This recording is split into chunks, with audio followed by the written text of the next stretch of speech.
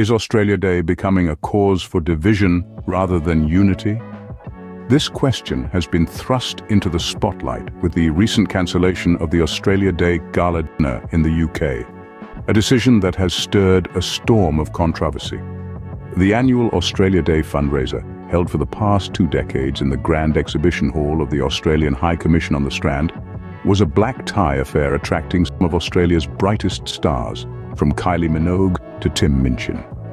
However, citing sensitivities over the celebration of the national holiday, Anthony Albanese's High Commissioner to the UK, Stephen Smith, has brought an abrupt end to this tradition. Smith, a seasoned diplomat who served as Defence Minister and Foreign Affairs Minister under the Rudd and Gillard governments, told the organisers that it would not be appropriate to hold the event around January 26th, the date that marks the First Fleet's landing in Sydney in 1788. This decision, he acknowledged, was influenced by the fact that Australia Day evokes strong emotions among some Australians.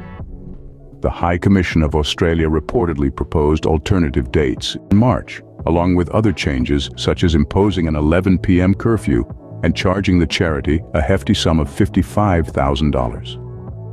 These changes were met with disappointment and frustration from those involved with the event.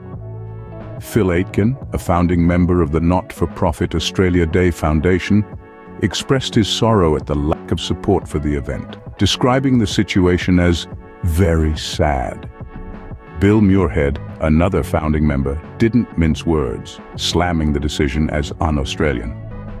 Opposition leader Peter Dutton echoed these sentiments, calling on Albanese to reverse this bad decision, while opposition Foreign Affairs spokesman Simon Birmingham argued that it was not a High Commissioner's place to unilaterally change the date of Australia Day. In the face of this controversy, it is important to remember that the Australia Day Gala dinner was more than just a celebration.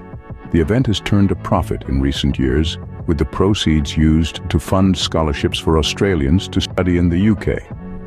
This decision, then, has implications beyond the symbolic. As it stands, the controversy surrounding Australia Day continues to simmer.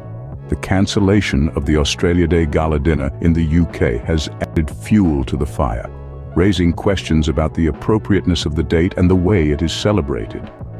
It remains to be seen how the Australian government will address these issues, but one thing is clear: the conversation around Australia Day is far from over.